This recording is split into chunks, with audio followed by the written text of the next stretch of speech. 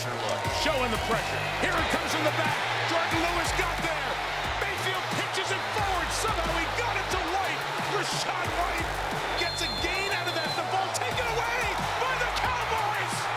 White was on the way down into Rob Bland. Took it away. Incredible. The Dallas Cowboys in complete control majority of the way in Week 16. And a game where they could have thrown in the towel. They could have had nothing else to lose against the Tampa Bay Buccaneers because a couple of hours before kickoff, they found out that they were eliminated from the playoffs. But Deron Bland and Jordan Lewis call a game. The Cowboys get the win in AT&T Stadium, 26-24 the final, and they lit up everything in AT&T Stadium for just the second time this season. The Cowboys finishing off the Tampa Bay Buccaneers. Welcome in to Cowboys Flashback. I'm Nicole Hutchison. The Dallas offense sent a message to start, winning the toss, choosing to receive. In the first half alone, on 5 of their first 6 possessions, they came away with points. We love to see that for this offense specifically. Taking a 23-14 lead at half, second half, all 3 phases continued to click. With the defense being the enforcers first, the Bucs had only 60 yards on their first 3 drives in the second half. Zimmer's defense had a relentless pursuit to the ball. Guys were physical, winning their one-on-ones and making the Bucs earn everything. It wasn't until 2 minutes left in the game and 1 miscue from the secondary left room for the Bucs to make it a 2-point ball game. But just like the start of the game, there was grit, there was fight. The Dallas defense stood tall, and it was enough to take down the NFC South leaders. You know, I just love the way our team plays. I just can't say enough about the locker room. You know, their pride, their character, their toughness, you know, resiliency, defense. I mean, had to have it with the takeaways there in the fourth quarter. You know, I mean, it's remarkable just to see the bounce back. You know, and give Tampa a lot of credit. I have a lot of respect for Todd. I mean, that's a hell of a football team. You know, offensively, you know, we were able to get some points on the board there in the first half, but boy, you know, we just, you know, their run defenses, you know, that was a grind. It was definitely not a bright spot for us, but you know, when teams play to one another, you know, like we have been the past month, you win games, and that's the reality of this league. It's so hard to win a game in this league, but I just can't say enough about the character of our football team, and really was no blink. So I think once we got the game kicked off, we fell into the way we planned on playing, regardless of what happened before we went out there. That's what it felt like. We saw a video of Jerry hugging you and give you a talk in the locker room. Can you share what he said and just? That's common. Jerry hugs me all the time. I don't know why it's such a big deal, but no, it's late. But no, winning's hard. I mean, this is you know, this is you know, it's a partnership. So yeah, we just talked about the game and just what a great effort it was, you know, from the players and coaches, and just how proud he is of the team. Mike, Cooper Rush, no turnovers, threw the ball to completed eight different receivers, threw the ball downfield, short, everything. Did you feel like this was maybe his best game of the season? Yeah, definitely. I'll be honest with you. You know, just coming into the game through the game plan, you know, process with Brian Schottenheimer and the assistant coaches, you know, we felt that he was going to have to play well. It was going to be very important for him to play well because of the pressure and just the overload schemes, and they stack it up against you in the run game, and you know, and they challenge you to throw it, and so tried to stay, you know, true to the runs. It was ugly at times, but you know, we were able to get some green grass throws off. Frankly, I wish I probably would have called more of them, but I thought, you know, we had a couple blitz, particularly there those last 2 series in the fourth quarter. We had a couple blitz, you know, adjustments that we didn't convert. So, and that you know, the outcome may have been a little differently for us offensively, but it's football. You know, they're a good team. They've been playing really well. I mean, I just their last 5 games, and I think I said this in the media session. I think it's one of the better teams that we played this year. Oh my gosh! It meant so much to us to get the win. That's a outstanding team out there, a playoff team. And but the key thing is that the defense, Mike Zimmer, Mike McCarthy, the players, they just right up until the last play, stripping that ball they just won't. They don't differentiate. They're fighting all the way. And there's no question we're fighting with a very limited deck out here right now, and those guys are doing a great job. All of them, the players, but my hat's off to Mike McCarthy. When you found out that you guys were eliminated before this game started, were you expecting the team to play like this? Well, it was a down time when Mike and I met in his office before the game. We both looked like we had lost somebody. And so it was something that you had to kind of get above the reality that we weren't going to go. But the other thing is, though, that, boy, I'm telling you, I hope everybody does agree with me. That's a big effort. Those turnovers, those forcing those fumbles, that interception, it may be one of the best interceptions I've ever seen on the goal line at the time they're supposed to have them. So can't say enough about the way that Mike's got to fight in the team. The people like to say pressure makes diamonds, but sometimes no pressure can as well. There was nothing bland about the win. I'm sure Deron can speak to that. I go one-on-one post-game with him after the win. Up next. Dallas Cowboys Flashback, powered by Reliant, is brought to you by AT&T, official sponsor of the Dallas Cowboys, and by Reliant, official energy provider of the Dallas Cowboys.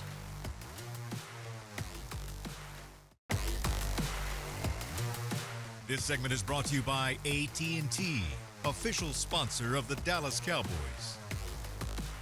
The Dallas defense, for the most part, silenced the Tampa Bay offense that had been making noise throughout the NFL in the 2024 season all year long. I mean, this was an offense that had been averaging over 35 points per game on the road. Well, the Cowboys held them to 14 points in just the first half alone. The Cowboys defense, they created takeaways, kept Baker Mayfield's weapons and Mike Evans, Jalen McMillan and company in check for the most part. No receiver hit over 70 receiving yards. And it came down to the secondary. Deron Bland, who had missed a significant amount of time this season due to a stress fracture in his foot. A second team high 8 tackles, a pass breakup, forced fumble, and a fumble recovery, and it was worthy of the game ball. All right, guys, I'm standing here with Deron Bland, who had the game-sealing play of the game, and we have his game ball right here to prove it. But you talk about the last play. Just walk me through it. I mean, it was kind of a crazy play, actually. Baker got out of the pocket and just kind of scrambled, avoided the sack, got it out to the back, and the back kind of had the ball kind of wild. So I was like, got to get there, and then try to get the ball because I kind of had missed a play before the game, being in the game with the ball. So trying to get the ball. Defense had been making plays all game long, and it's kind of difficult. I was just mentioning on the post-game shows, it's kind of difficult when you have so much at stake and technically come in a couple of hours, you learn that you're not making the playoffs. What was the mindset going into this game? Just, hey, effort, just go out there and just finish, finish out the right way, do it right, don't just lay down, it's not the type of team you are. Can you talk about just the defensive performance? I mean, holding a Tampa Bay Buccaneers team that's on the road typically scores 36 points a game to just 14 in the first half alone. Talk about the defensive effort today. I mean, that just shows defense, the composure we have throughout the game. We had a lot of ups and downs. And, the last drive before that, last one, gave up a touchdown, so it was good to finish it out and keep the win. How impressed were you with the fight that this team showed in all 3 phases? It felt good. It felt like something we needed.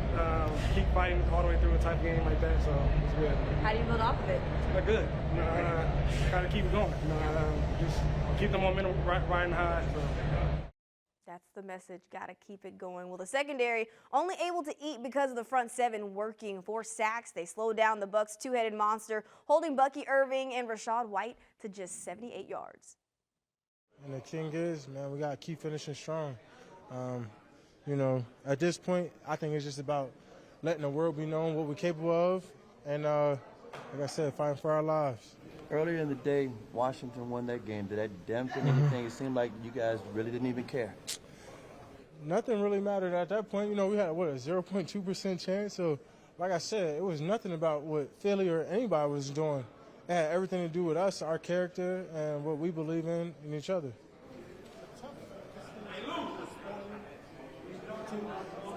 No, I think that's the best part. We got nothing to lose. They got everything to lose. Seeding, positioning, potential elimination. So it's good to be on the opposite end there. That was not good, but it's nice. Right. Mikey, you're now 50 sacks. Very, very selective for a name like Reggie White on that team. When you think about that, what does that mean to you, what you've been able to accomplish in your career so far? Man, that's some legendary stuff, man. But that's the halfway mark of the end goal. You know what I'm saying? We want to get to that 100 career. We eventually want to get to that, Hall of Fame status. I just did half of what they accomplished. That's not good enough. So we got to keep going, keep stacking these years. The bar's already high, so I just got to keep, just keep going. Is this the year of overcoming? I say this because defensively, you guys had different injuries. You were injured yourself. You had to learn a new defense with Jim's new defense compared to DQs. Can you talk about the defense as far as overcoming all these different obstacles to be successful? Yeah, like I said, earlier this week, it was more of, proving people wrong. I think everyone had us written off, and everyone kind of decided our future for us, and we were just like, hold on. We could be a damn good football team, and we could win games. It's on us. Forget it. We lose our quarterback. We lose some other players. Okay, acceptance, reality. Now, where are we at? How are we going to get better? What do we have to fix? What do we have to look at? And that's what we've been doing every day. Continuing to improve, but what I gathered post-game from locker room is that they don't plan to stop winning games. They know that they have nothing to lose, so they're still trying to build off of this momentum. All right, Micah Parsons, 50th sack. He recorded a sack over Baker Mayfield. He now has 50 in his career, the 6th player in NFL history with at least 50 in his first 4 seasons. A lot of guys inking record book numbers in Friday and Sunday night's matchup against the Tampa Bay Buccaneers. You got Brandon Aubrey. We'll get to him later in the show, but how about CeeDee Lamb? That's up next here on Cowboys Flashback. This segment was brought to you by AT&T, official sponsor of the Dallas Cowboys.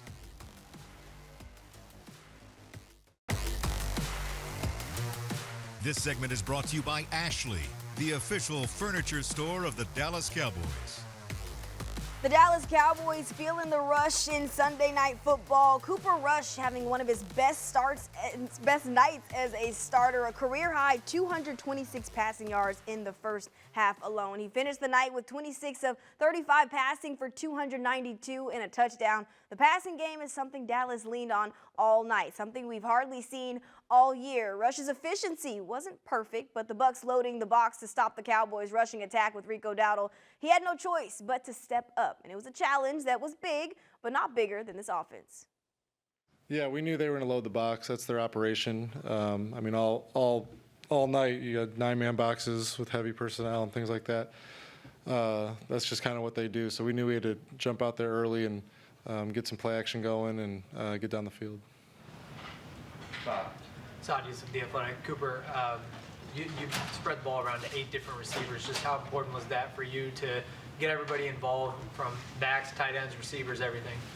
Yeah, guys were stepping in. The backs are doing a great job. Rico did a great job of getting out fast when his protection things weren't there. He caught a few checkdowns that way. Our screen game was good. And whoever was in there, they made the catches when they needed to. JT makes a great one on a great route when his number's called for the touchdown. Flo makes one over the middle. We come back to CeeDee on another go ball. He makes it. So, it was guys just stepping up when the numbers were called.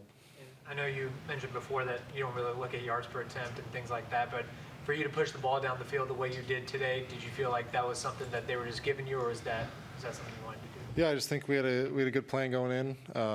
The defense dictates a lot of that stuff, and I think Mike did an unbelievable job. We got us in some great looks and took advantage of them loading the box up, and guys got running downfield and making plays. Nick Harris, Forward Star Telegram. Whenever the playoffs are out of the equation, you're coming into this night. Understand you only have 3 games left to show whatever you have left. There's a lot of guys that are on contract years, including yourself. Do you allow yourself to kind of put yourself in that thinking, or is it still kind of a game-by-game mindset at that point? Yeah, it's game by game. You don't have time to, look too far ahead or things like that. When you're out there, you're not thinking about any of that. You're playing, and you prep all week to go out there and play well and let it take care of itself.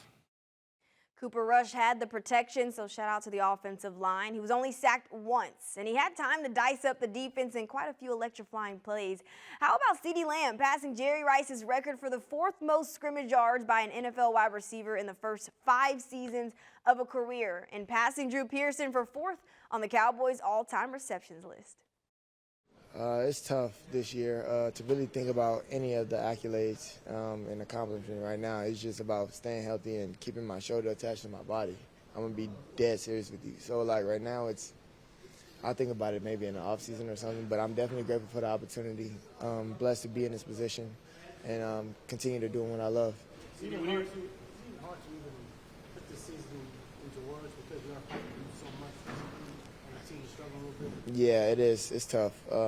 It's like I'm fighting a personal battle and then a team battle, obviously. So for me, it's trying to win everything. You can't win them all, but I know what I can do is be impactful while I'm out there. So every opportunity I get being out there, they better watch me or else. CeeDee Lamb battling through adversity, but so did Jaylen Tolbert, facing a lot of criticism this season about whether or not he was a trusted pass catcher in this offense. We're going to be breaking down some plays up next, and Jaylen Tolbert is one of them. This segment was brought to you by Ashley, the official furniture store of the Dallas Cowboys.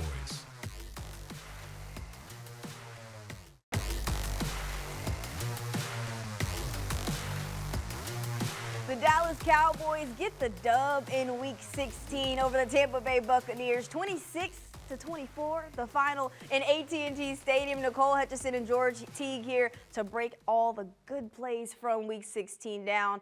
You talk about they flexed the pride a little bit. The Cowboys flexing their pride over the Tampa Bay Buccaneers on both sides of the ball. Specifically, though, let's start with this offense. Cooper Rush finding Jaylen Tolbert back of the end zone, touchdown. What'd you like? That's right. I love it because when you're looking at how these guys play split zone, you're trying to put pressure on him, okay, and on him. So you're going to take a guy, run him short, okay, going to try to run him to the corner like we always do.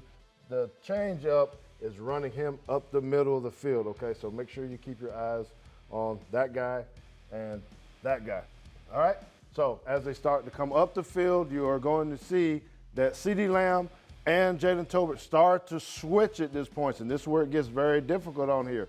And if you start, you'll see that so many guys are on CeeDee Lamb that you have a tremendous play like this, all right? So let's look at it from the back angle so you can kind of see exactly what I'm going for here. Again, look at this guy and the threat that he's put in by Jaylen Tolbert, all right? So if you run it, at this point, you got 88 headed to the corner.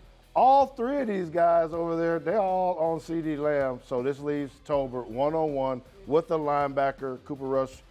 He don't want to take the penny. He said, I'm going to get me a dime, baby. Let me throw this dime in there. I see what you did there right there. That was nice. That was nice. Cooper Rush, though, with pressure in his face from Vita Vea. Obviously, a massive human being coming in his face. But when you talk about Jaylen Tolbert, a guy who really needed a catch like that, who's shown that he can be the guy to call on, and specifically we saw that in week 5 against the Pittsburgh Steelers. But we got to switch over to the defensive side of the ball. Would you like from Chauncey Golston getting a 4th sack of the season in 2024? Man, it's awesome, right? We're going to talk about him, but I need to highlight this guy first, please. Carl Lawson, right, and what he does to the all-pro left tackle. We all just watch this first. He totally destroys this all-pro tackle. Just, oh my gosh. What else do you want out of a defensive end? Yeah, it is a body bag. So he's done. All right, so, and if you go back to the beginning, I need for you to look at Micah Parsons right here and the hip check that is really given to him by him. A literal hip check. Left leg right into the hip, and then all these other guys start to jump on him, leaving Golston for the pull out and rip him down so that he can just chase Baker Mayfield down and get a huge sack. It's a great play by all of them. Great play by all of those guys. His defensive line, the pass rush has certainly improved the last couple of weeks. You talk about a guy, Chauncey Golston, who's in a contract year. He now has 4 sacks in the season. That's more than he's had in his career. He had 3.5 before the season. So shout out to Chauncey Golston. All right, up next, we're going to wrap things up here on Cowboys Flashback. We got to talk about Brandon Aubrey, who is nothing but butter. To watch more Dallas Cowboys content on your connected TV, download the Cowboys Now app on Amazon Fire, Roku, and Apple TV.